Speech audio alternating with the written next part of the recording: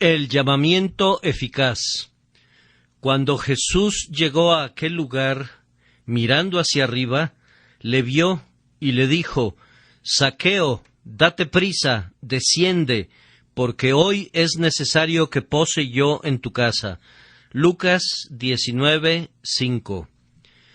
No obstante nuestro firme convencimiento que ustedes, en general, están bien instruidos en las doctrinas del Evangelio eterno, en nuestras conversaciones con jóvenes convertidos nos damos cuenta de cuán absolutamente necesario es repasar nuestras primeras lecciones y afirmar y demostrar repetidamente esas doctrinas que se encuentran en la base de nuestra santa religión.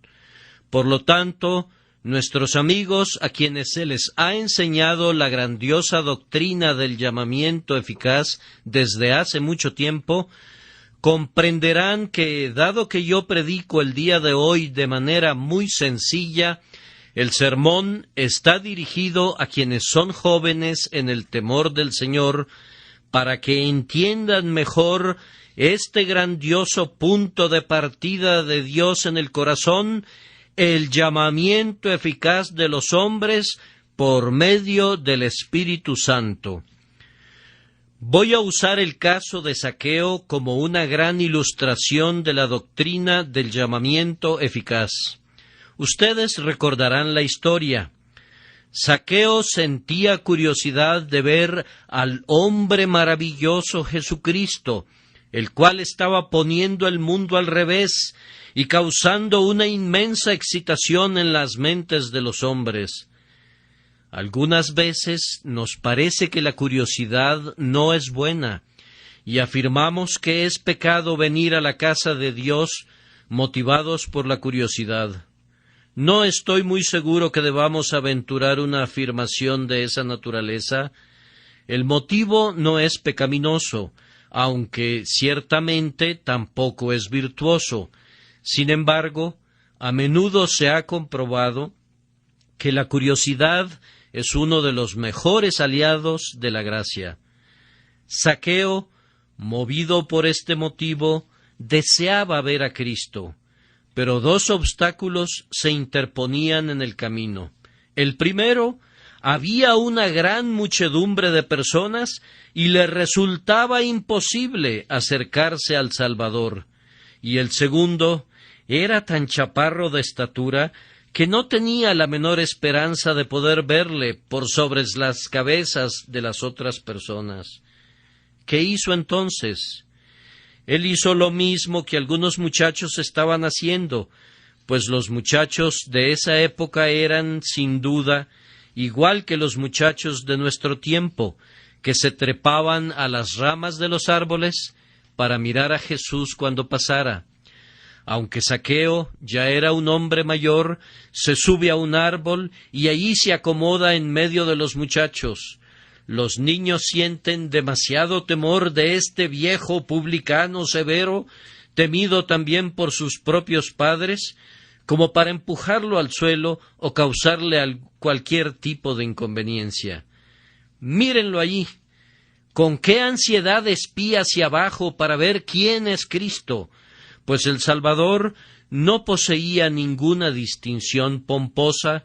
Frente a él no caminaba ningún bedel llevando una masa de plata, no llevaba en sus manos ningún báculo de oro, no iba vestido con una sotana de pontífice, de hecho, iba vestido igual que todos los que le rodeaban. Poseía una túnica igual a la de cualquier campesino común, hecha de una sola pieza de arriba abajo, y Zaqueo tenía dificultad en distinguirlo.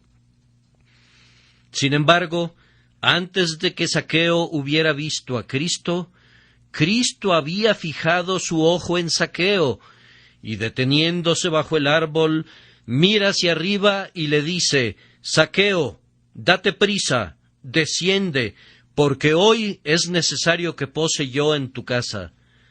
Zaqueo desciende rápidamente. Cristo va a su casa.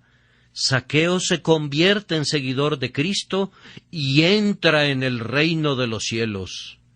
Ahora, en primer lugar, el llamamiento eficaz es una verdad plena de gracia. Ustedes pueden deducir esto del hecho que Zaqueo era el último personaje que podría ser salvo según nosotros.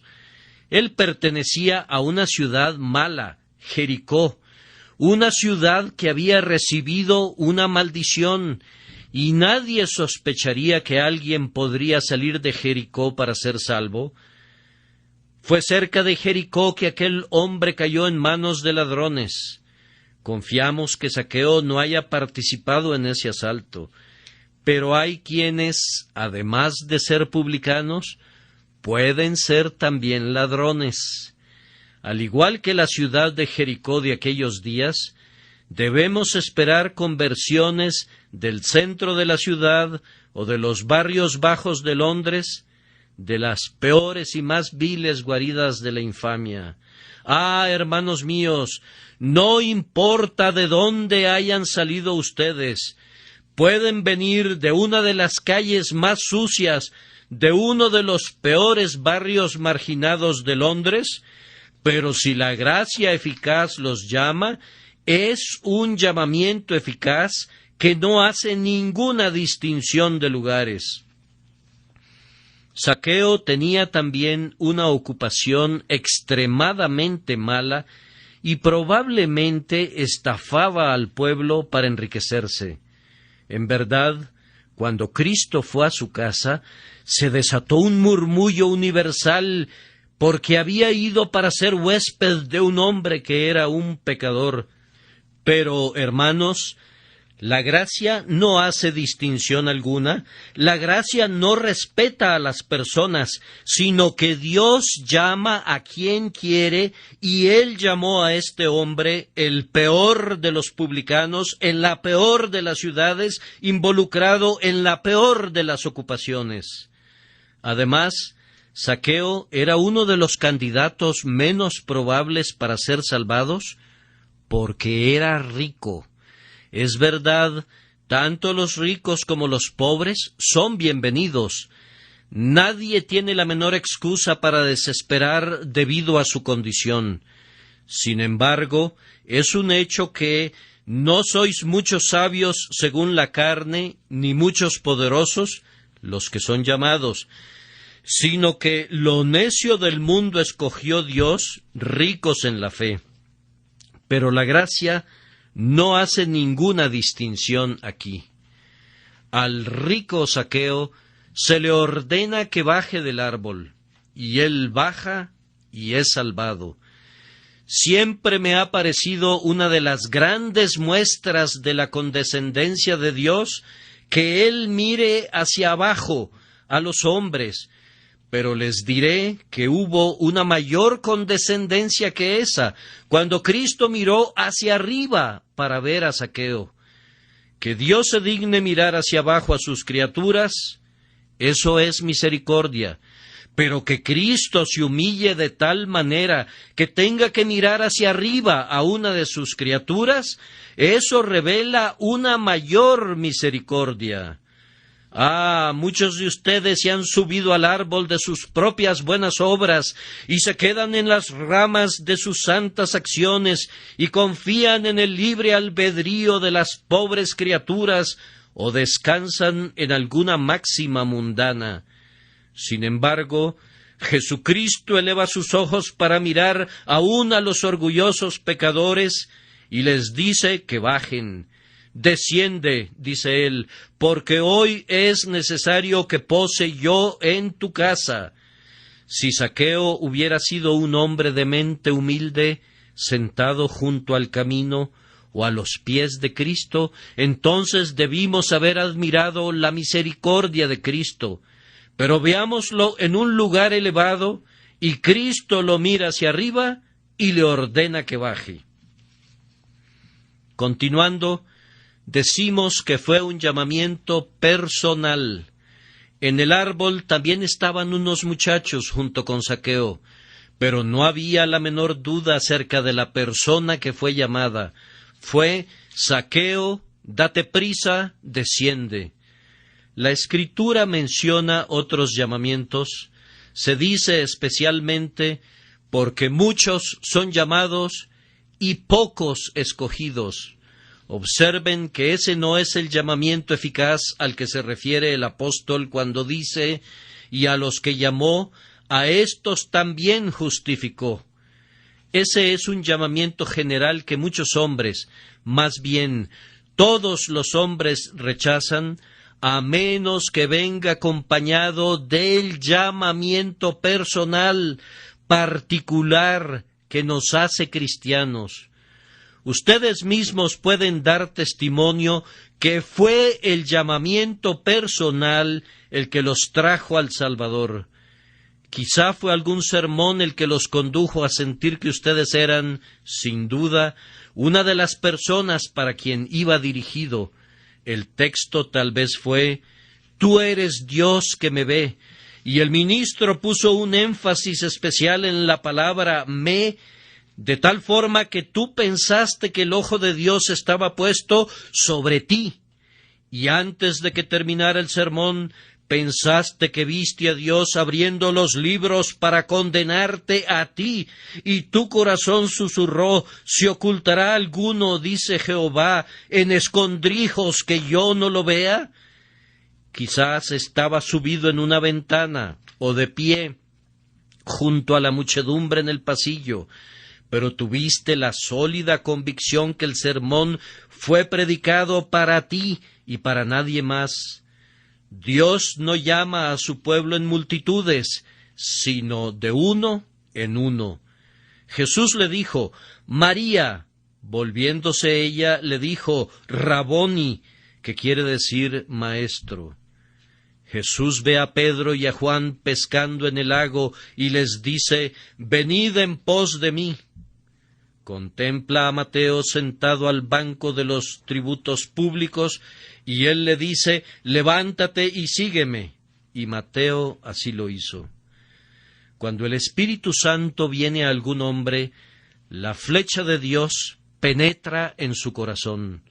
No solamente pasa rozando su casco o deja una pequeña seña en su armadura, sino que penetra por entre las junturas de su arnés y llega hasta lo más profundo del alma. ¿Han sentido, amigos queridos, ese llamamiento personal? ¿Recuerdan cuando una voz les dijo, «Levántate, te llama»?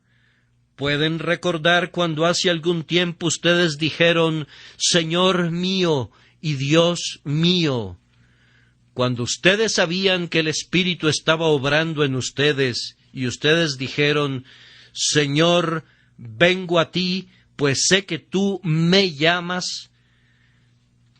Yo podría llamar a ustedes por toda una eternidad sin ningún resultado, pero si Dios llama a alguien, habrá más eficacia por medio de su llamamiento personal a una persona que mi llamamiento general a una multitud. En tercer lugar, es un llamamiento apremiante. Zaqueo, date prisa. El pecador, cuando es llamado mediante un ministerio ordinario, replica, «Mañana». Escucha un sermón poderoso y dice, «Voy a volverme a Dios en tal día». Las lágrimas ruedan por sus mejillas, pero Él las limpia. Alguna bondad aparece, pero como la nube matutina, es disipada por el sol de la tentación. Dice, «Yo prometo solemnemente convertirme en un hombre reformado desde este momento. Después de gozar una vez más de mi amado pecado, voy a renunciar a mis deseos y voy a decidirme por Dios». Ah, eso es solamente el llamamiento de un ministro y no sirve para nada. Dicen que el camino al infierno está pavimentado con buenas intenciones. Estas buenas intenciones son engendradas por llamamientos generales. El camino a la perdición está lleno de ramas de árboles sobre las que estaban sentados los hombres, pues a menudo las arrancan las ramas de los árboles pero ellos no caen juntamente con las ramas. La paja colocada ante la puerta de un enfermo amortigua el ruido de las ruedas de los carruajes. Así también hay algunos que llenan su camino de promesas de arrepentimiento y así avanzan más fácilmente y sin ruido a la perdición. Pero el llamamiento de Dios no es un llamamiento para mañana. Si oyereis hoy su voz, no endurezcáis vuestros corazones como en la provocación. La gracia de Dios siempre llega con prontitud, y si ustedes son atraídos por Dios, entonces van a correr tras Él y no estarán hablando de esperar. El mañana no está escrito en el almanaque del tiempo. Mañana está escrito en el calendario de Satanás y en ninguna otra parte. El mañana es una roca pintada de blanco por los huesos de los marineros que han naufragado en ella. Es el faro de los destructores que brilla en la costa, atrayendo a los pobres barcos a su destrucción. El mañana es la copa que el necio finge encontrar al pie del arco iris, pero que nadie ha podido encontrar jamás. El mañana es la isla flotante de Loch Lomond que nadie ha visto jamás. El mañana es un sueño. El mañana es un engaño. Mañana, ay, mañana puede ser que abras tus ojos en el infierno, en medio de los tormentos. Aquel reloj dice hoy, tu pulso susurra hoy. Escucho hablar a mi corazón en medio de sus latidos diciendo, hoy, todas las cosas claman, hoy, y el Espíritu Santo se une a todas estas cosas y dice, si oyereis hoy su voz, no endurezcáis vuestros corazones como en la provocación. Pecadores, ¿sienten ahora la necesidad de buscar al Salvador? ¿Están musitando ahora una oración? ¿Están diciendo ahora o nunca? ¿Debo ser salvo ahora? Si es así, entonces espero que sea un llamamiento eficaz, pues Cristo, cuando hace un llamamiento eficaz, dice, Zaqueo, date prisa. Se trata de un llamamiento que humilla. Zaqueo, date prisa, desciende. Muchas veces los ministros han hecho llamamientos al arrepentimiento a los hombres con un llamado que los ha hecho orgullosos, que los ha enaltecido en su propia estima, que los ha conducido a decir, puedo volverme a Dios cuando yo quiera y puedo hacerlo sin la influencia del Espíritu Santo. Han sido llamados a subir y no a bajar.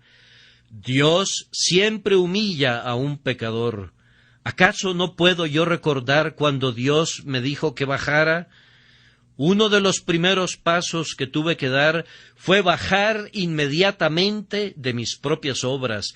Y ¡oh, qué tremenda caída fue esa! Luego descansé sobre mi propia suficiencia y Cristo dijo, desciende. Te he derribado de tus buenas obras y ahora te derribo de tu propia suficiencia. Tuve otra caída y estaba seguro de haber tocado fondo, pero Cristo dijo todavía, desciende, y me hizo bajar aún más. Pero llegué a un punto donde sentí que yo era todavía salvable. Desciende, amigo, desciende todavía más. Y descendí hasta que tuve que soltar todas las ramas del árbol de mis esperanzas, lleno de desesperación, y entonces dije, yo no puedo hacer nada, estoy perdido. Las aguas envolvieron mi cabeza y fui privado de la luz del día y pensé que era un extraño en medio de la nación de Israel. Desciende aún más, amigo, tú eres demasiado orgulloso para ser salvo. Entonces fui abatido más hasta ver mi corrupción, mi maldad, mi suciedad. Desciende, dice Dios, cuando quiere salvar. Ahora, orgullosos pecadores, ser orgullosos no les sirve de nada, ni tampoco quedarse aferrados a los árboles.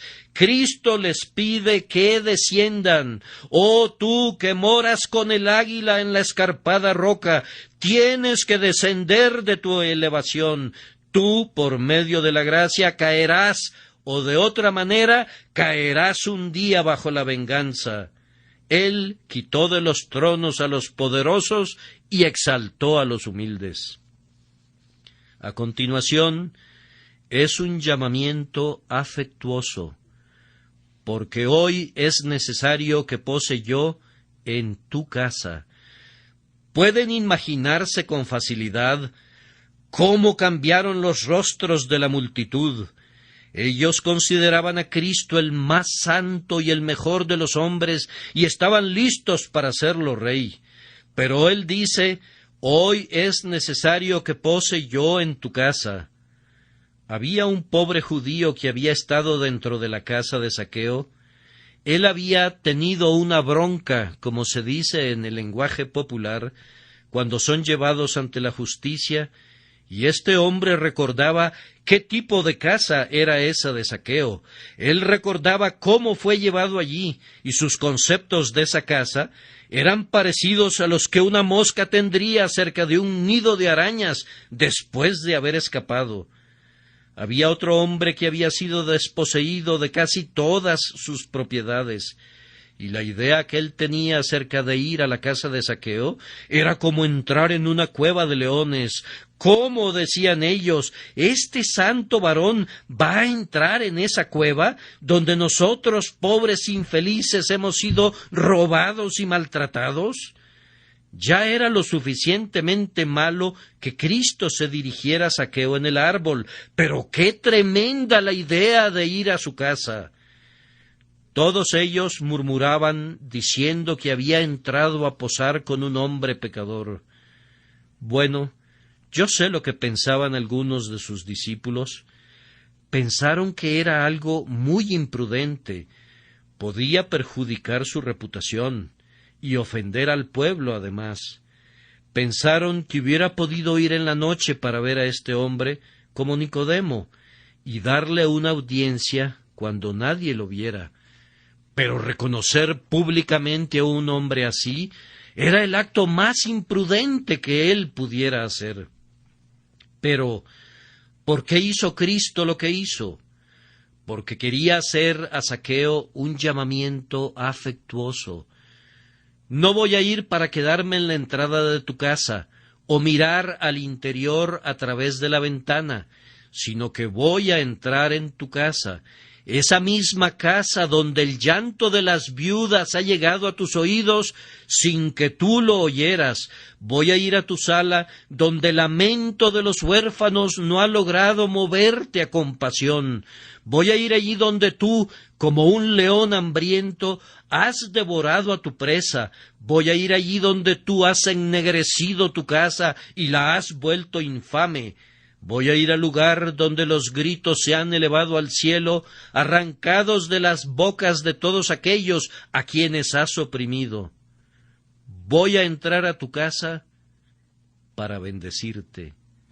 Oh, cuánto afecto había en ello. Pobre pecador, mi Señor es un Señor muy afectuoso. Él quiere venir a tu casa. ¿Qué tipo de casa tienes? Una casa que tú has hecho miserable con tus borracheras, una casa que has envilecido con tu impureza, una casa que has deshonrado con tus maldiciones y blasfemias, una casa donde manejas negocios sucios de los que estarías feliz de liberarte. Cristo dice, quiero ir a tu casa. Yo conozco ciertas casas ahora donde Cristo viene cada mañana, que una vez fueron guaridas del pecado. El marido y la mujer que antes discutían y peleaban, doblan sus rodillas unidos en oración. Cristo llega a la hora de la cena, cuando el trabajador regresa a casa para cenar. Algunos de mis lectores tendrán escasamente una hora para comer, pero se las arreglan para orar y leer las Escrituras. Cristo viene a ellos. Allí donde las paredes estaban tapizadas de cuadros lascivos y frívolos, ahora están colocados un almanaque cristiano. En un cajón de la cómoda hay una Biblia, y aunque la casa tiene solamente una habitación, si un ángel entrara y Dios le preguntara, ¿qué has visto en esa casa?, el ángel respondería, he visto buenos muebles, porque tienen una Biblia allí, libros religiosos en abundancia, los cuadros con inmundicias han sido descolgados y quemados, ya no hay naipes en el armario de ese hombre. Cristo ha entrado a esa casa. ¡Oh, qué bendición que podamos tener a nuestro Dios en el hogar, como los romanos tenían a sus falsos dioses! Nuestro Dios es el Dios del hogar. Él viene para habitar con su pueblo. Él ama las tiendas de Jacob. Ahora, pobre pecador harapiento, tú que vives en las guaridas más inmundas de Londres, si me estás oyendo hoy, Jesús te dice a ti, Zaqueo, date prisa, desciende, porque hoy es necesario que pose yo en tu casa. Además, no solamente fue un llamamiento afectuoso, sino que fue también un llamamiento permanente. Hoy es necesario que pose yo en tu casa. Un llamamiento común es más o menos así. Hoy voy a entrar a tu casa por una puerta y salir por la otra. El llamamiento general que da el Evangelio a todos los hombres es un llamamiento que obra sobre ellos durante un tiempo y después desaparece. Pero el llamamiento salvador es un llamamiento permanente. Cuando Cristo habla, no dice, date prisa, Zaqueo, y desciende, pues solo vengo a mirar, sino, es necesario que pose yo en tu casa. Vengo a sentarme para comer y beber contigo. Vengo a compartir los alimentos contigo. Es necesario que pose yo en tu casa. Ah, dice alguien, es difícil decir cuántas veces me he quedado muy impresionado, Señor. A menudo he tenido una serie de solemnes convicciones y pensé que realmente era salvo, pero todo se desvaneció. Al igual que en un sueño, cuando uno se despierta, todo lo que se soñó desaparece, y así sucedió conmigo. Ah, pero tú no te desesperes, pobre alma. ¿Sientes los esfuerzos de la gracia todopoderosa en tu corazón, mandándote que te arrepientas hoy? Si tú lo haces, será un llamamiento permanente. Si Jesús está obrando en tu alma, Él vendrá y se quedará en tu corazón y te consagrará para Él eternamente. Él dice, vendré y moraré contigo para siempre. Vendré y diré, aquí estableceré mi reposo permanente, ya no andaré de arriba para abajo, no seré más ni un invitado ni un extraño, sino el Señor de esta casa. Oh, dices tú, eso es lo que yo necesito. Yo necesito un llamamiento permanente, algo que perdure. Yo no quiero una religión que se destiña, sino una religión de colores perdurables. Pues bien, Cristo hace ese tipo de llamamiento. Sus ministros no pueden hacerlo, pero cuando Cristo habla, Él habla con poder y dice, Zaqueo, date prisa, desciende, porque hoy es necesario que pose yo en tu casa. Sin embargo, hay algo que no debo olvidar, y es que fue un llamamiento necesario. Vamos a leerlo de nuevo. Zaqueo, date prisa, desciende, porque hoy es necesario que pose yo en tu casa. No era algo que podría hacer o no, sino que era un llamamiento necesario. La salvación de un pecador es para Dios un asunto necesario. como el cumplimiento de su pacto que la lluvia no volverá a crear un diluvio en el mundo. La salvación de cada hijo comprado con la sangre es algo necesario por 3 razones. Es necesario porque es el propósito de Dios. Es necesario porque es la compra que ha realizado Cristo. Es necesario porque es la promesa de Dios. Es necesario que los hijos de Dios deban ser salvos. Algunos teólogos opinan que no está bien que se ponga un énfasis en la palabra deban, especialmente en ese pasaje que dice, y le era necesario pasar por Samaria. Bien, dicen ellos, le era necesario pasar por Samaria porque no tenía otra alternativa y por tanto se vio forzado a ir por ese camino. Sí, señores, respondemos nosotros, sin duda, pero podía haber ido por otro camino. La providencia estableció que le era necesario pasar por Samaria y que Samaria quedara en la ruta que él había elegido. Y le era necesario pasar por Samaria. La providencia guió a los hombres para que edificaran Samaria directamente en el camino, y la gracia movió al Salvador para que fuera en esa dirección. No fue, desciende Zaqueo, porque yo podría posar en tu casa, sino es necesario.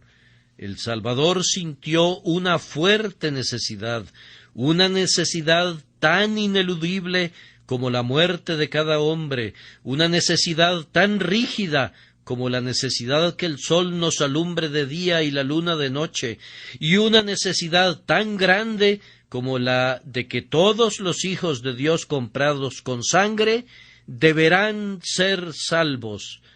Hoy es necesario que pose yo en tu casa. Y, cuando el Señor llega a este punto que debe y que quiere, ¿qué cosa tan grande es esta para el pecador? En otras ocasiones preguntábamos, ¿lo dejaré si quiere entrar? Hay un extraño en la puerta, está tocando ahora, ya ha tocado antes, ¿lo dejaré entrar? Pero ahora hoy es necesario que pose yo en tu casa. No hubo ninguna llamada a la puerta, sino que la puerta se desintegró en pequeños átomos y él entró. Debo hacerlo, quiero hacerlo y lo haré. No me importan tus protestas, tu vileza, ni tu incredulidad. Debo hacerlo y quiero hacerlo. Es necesario que pose yo en tu casa. Ah, dice alguien, yo no creo que Dios me lleve a creer como crees tú, o a hacerme cristiano alguna vez. Ah, pero si solo dice, hoy es necesario que pose yo en tu casa, no podrás presentar ninguna resistencia. Algunos de ustedes despreciarían la sola idea de convertirse en religiosos hipócritas. ¿Cómo, Señor? ¿Acaso usted supone que yo pueda convertirme en uno de sus correligionarios? No, amigo mío, no lo supongo. Lo sé con toda certeza. Si Dios dice, debo hacerlo, no podrá haber ninguna oposición. Cuando Él diga, debo, así se hará. Les voy a contar una anécdota para demostrarles esto. Un padre estaba a punto de enviar a su hijo a la universidad, pero como conocía la influencia a la que estaría expuesto, tenía una profunda y ansiosa preocupación por el bienestar espiritual y eterno de su hijo favorito. Temiendo que los principios de la fe cristiana que el padre se había esforzado por inculcar en la mente de su hijo fueran rudamente atacados, pero también confiando en la eficacia de esa palabra que es viva y poderosa, le compró, sin que el hijo supiera, un elegante volumen de la Biblia y la colocó en el fondo de su baúl. El joven comenzó su carrera universitaria. Las bases de una piadosa educación pronto fueron socavadas y el joven pasó de la especulación a las dudas y de las dudas pasó a negar la realidad de la religión. Después de convertirse, en su propia estimación, en más sabio que su padre, descubrió un día con gran sorpresa e indignación, mientras escarbaba en su baúl, el depósito sagrado. Lo sacó, y mientras deliberaba acerca de qué haría con el libro, determinó que lo usaría como papel de desecho con el que limpiaría su rastrillo al afeitarse. De acuerdo con esto, cada vez que iba a rasurarse, arrancaba una página o dos del santo libro y las usaba hasta que casi medio libro ya había sido destruido. Pero mientras llevaba a cabo este ultraje en contra del sagrado libro, se fijaba en algún texto, de vez en cuando, que penetraba como la aguda punta de una flecha en su corazón. Al cabo de un tiempo, escuchó un sermón que le reveló su propio carácter y cómo se encontraba bajo la ira de Dios, y se grabó en su mente la impresión que él había recibido de la última página arrancada al bendito, aunque insultado, volumen. Si hubiera tenido mundos a su disposición, los habría dado todos gustosamente, si eso le hubiera servido para deshacer lo que había hecho. Finalmente encontró el perdón a los pies de la cruz. Las hojas que había arrancado al volumen sagrado trajeron salvación a su alma, pues esas hojas lo habían guiado a descansar en la misericordia de Dios, que es suficiente para el primero de los pecadores.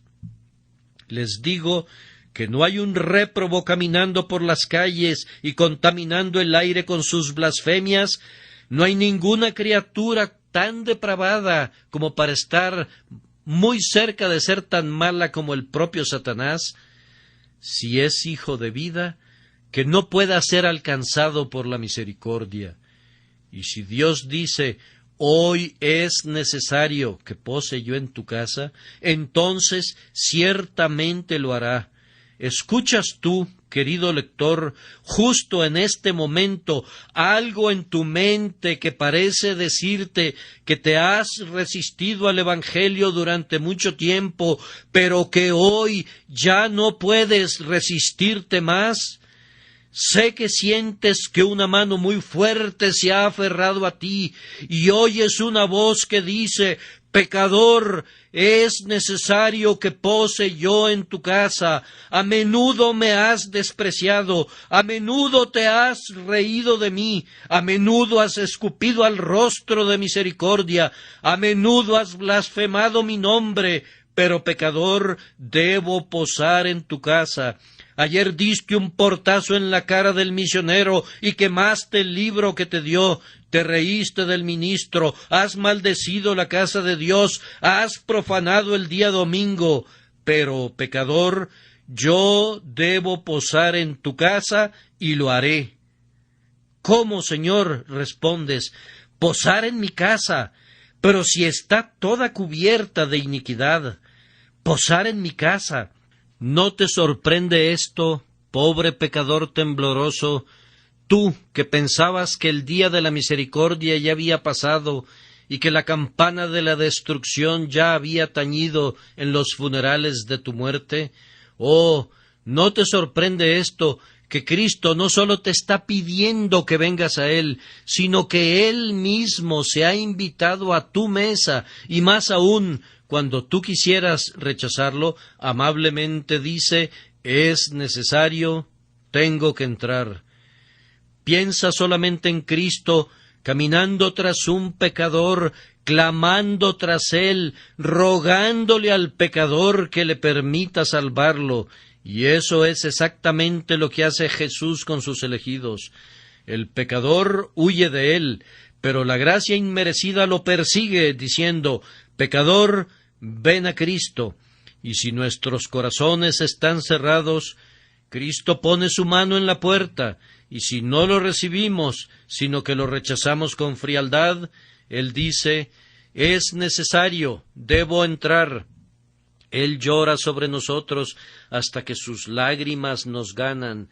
Él clama tras nosotros hasta que su voz prevalece. y finalmente, en la hora que Él ha determinado, entra en nuestro corazón y allí mora. Es necesario que pose yo en tu casa, dijo Jesús. Y ahora, por último, este llamamiento fue uno eficaz, pues vemos los frutos que produjo. La puerta de Zaqueo fue abierta, su mesa fue servida, su corazón ya era generoso, sus manos fueron lavadas, su conciencia fue aliviada, su alma estaba gozosa. He aquí, Señor, dice él, la mitad de mis bienes doy a los pobres, porque me atrevo a decir que la mitad de lo que tengo se lo he robado a los pobres, y ahora lo devuelvo. Y si en algo he defraudado a alguno, lo devuelvo cuadruplicado. Y Zaqueo se despoja de otra parte de sus bienes. Ah, Zaqueo, tú te irás a la cama esta noche siendo muchísimo más pobre de como te levantaste esta mañana, pero también infinitamente más rico. Pobre, muy pobre, en bienes de este mundo, comparado a lo que tenías cuando te subiste a ese sicómoro, pero más rico, infinitamente más rico, en tesoros celestiales. Pecador, en esto sabremos si Dios te llama. Si Él llama, será un llamamiento eficaz, no un llamamiento que tú escuchas y que luego olvidas, sino que es un llamamiento que produce buenas obras. Si Dios te ha llamado hoy, caerá al suelo tu copa de borracho y se elevarán tus oraciones. Si Dios te ha llamado el día de hoy, todas las cortinas de tu tienda estarán corridas y pondrás un letrero que diga: esta casa está cerrada los domingos y nunca volverá a estar abierta en día domingo. Mañana habrá tales o cuales diversiones mundanas, pero si Dios te ha llamado, no irás. Y si has robado a alguien, ¿y quién sabe si no hay un ladrón entre mis oyentes? Si Dios te llama, restituirás lo robado, lo abandonarás todo para poder seguir a Dios con todo tu corazón. No creemos que un hombre se haya convertido a menos que renuncie a los errores de sus caminos, a menos que, de manera práctica, llegue al conocimiento que el propio Cristo es Señor de su conciencia y que su ley es su delicia. Zaqueo, date prisa, desciende, porque hoy es necesario que pose yo en tu casa. Y Zaqueo descendió a prisa y lo recibió lleno de gozo. Entonces Zaqueo, puesto en pie, dijo al Señor: He aquí, Señor, la mitad de mis bienes doy a los pobres, y si en algo he defraudado a alguno, se lo devuelvo cuadruplicado.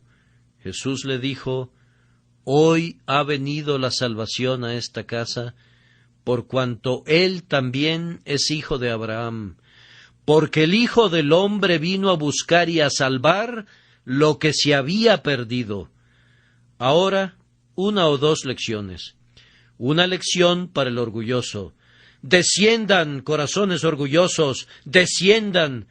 La misericordia corre en los valles, pero no sube a los picos de las montañas. Desciendan, desciendan, espíritus altivos, porque derribó a los que moraban en lugar sublime, humilló a la ciudad exaltada, la humilló hasta la tierra, la derribó hasta el polvo, y luego la construye otra vez. Además, una lección para ti, pobre alma desesperada.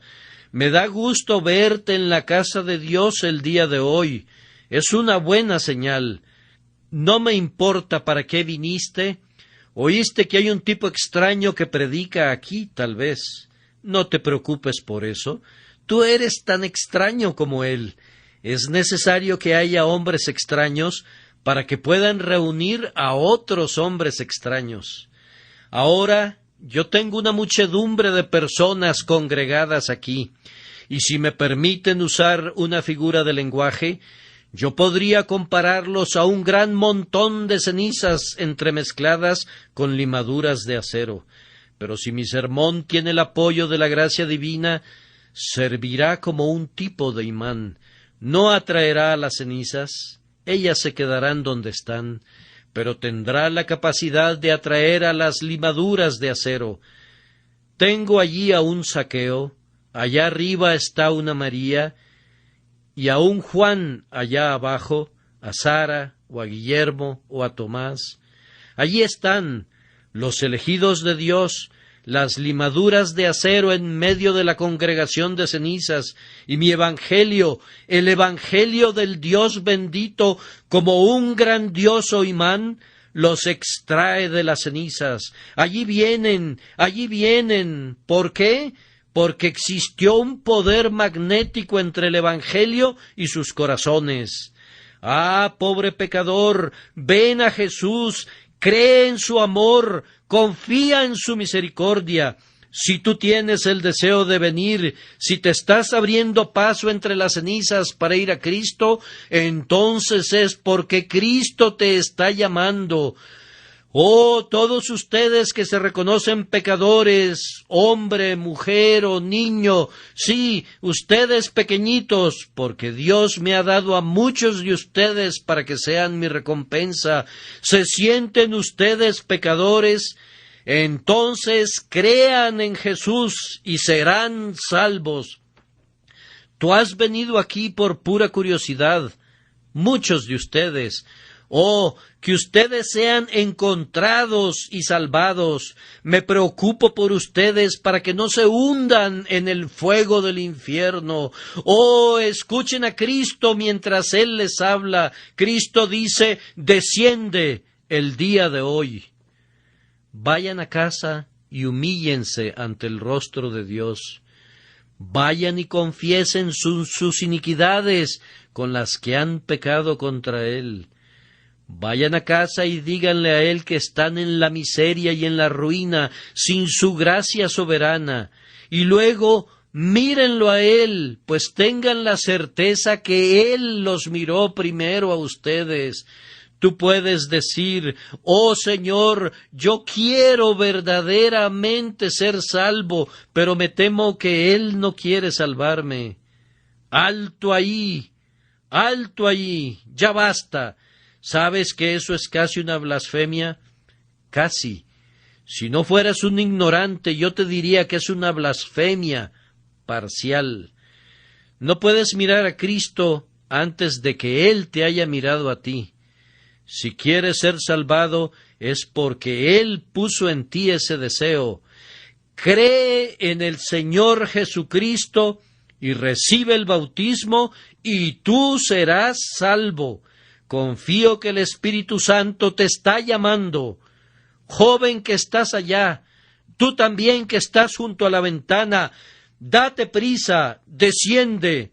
Anciano que estás sentado en esta banca, desciende. Comerciante que estás en aquel pasillo, date prisa. Dama y jovencita que no conocen a Cristo, oh, que Él las mire a ustedes. Abuela anciana, escucha este llamamiento de gracia inmerecida, y tú, jovencito, Cristo puede estar mirándote a ti.